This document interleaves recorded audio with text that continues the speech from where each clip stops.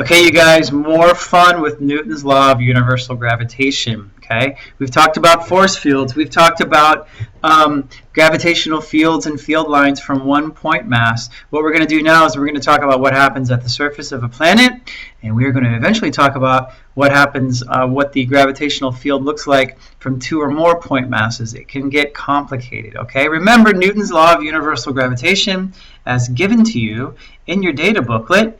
It's this, where r is the distance between the centers of the masses, capital M and little m. Okay? All right. We've talked about in class what the gravitational field looks like and what the force of gravity looks like on an object at a distance r from the center of the Earth, where r is the radius. It falls off as an inverse squared law, right that.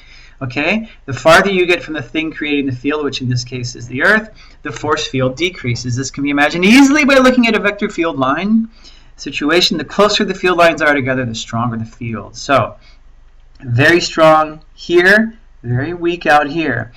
A big simplifying assumption is that the field lines are parallel to the surface. Even though the surface is spherical, okay, we're such little bitty ants on the surface that the surface is essentially feeling flat to us. That's the simplifying assumption.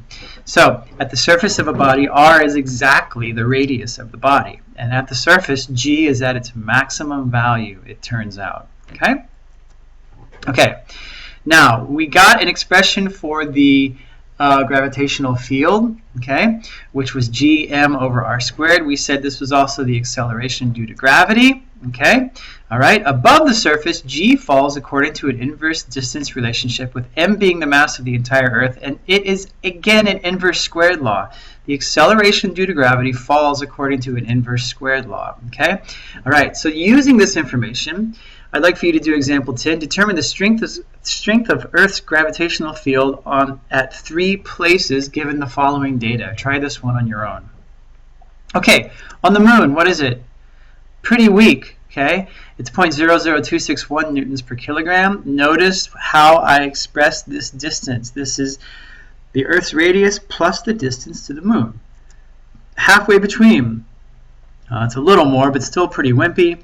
At the height of the Hubble Space Telescope at about 600 kilometers, it's 8.31 newtons per kilogram, meaning the Hubble Space Telescope is falling towards the center of the Earth at 8.31 meters per second every second. Why doesn't it hit the Earth? Because the Earth's curvature, it's curving away from the telescope at the same rate that the telescope is moving or accelerating towards it. Amazing!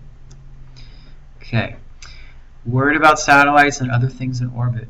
If you consider an object of a particular mass in orbit around a planet of mass capital M, the force of gravity between them is the centripetal force. That's what I'm saying, equating centripetal force to other forces. GMM over r squared is mv squared over r. And we can solve for v. And notice that the mass of the object is irrelevant. It does not factor into this equation. The speed of anything orbiting another thing is given by this relationship. The only mass that matters is the planet that's creating the field. Okay?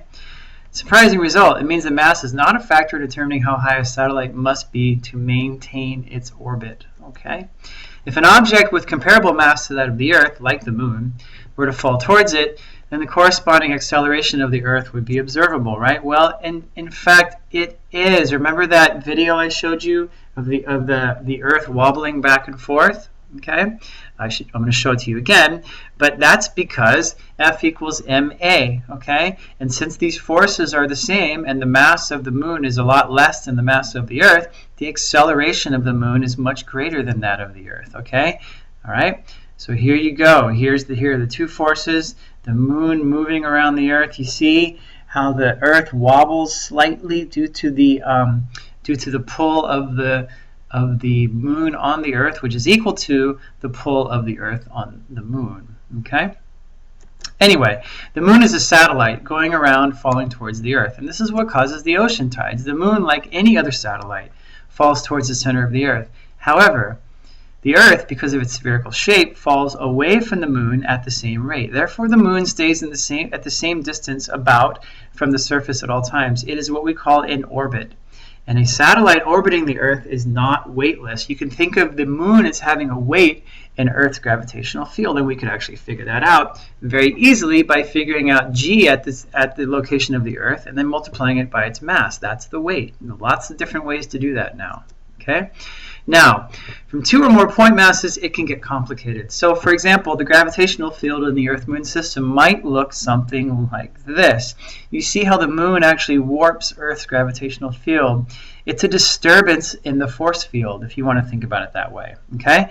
Now, theoretically, there's a point between the Moon and the Earth where the gravitational field is 0 because it's being pulled towards the Moon. An object would be pulled towards the Moon and pulled towards the Earth, so in effect it's in equilibrium. That would actually be pretty easy to figure out, and I think I asked you to do that at some point. The direction of the force on a mass placed in the field follows field lines exactly. So if you were to put a mass right here, for example, what would it do?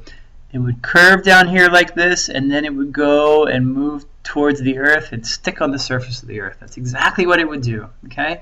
And I have an extra fun worksheet for you if you want to challenge, especially for higher level. You should do it. It's a worksheet on gravity between 3 different planets. Okay? All right. So more examples of gravitational fields from 2 or more point sources. Okay?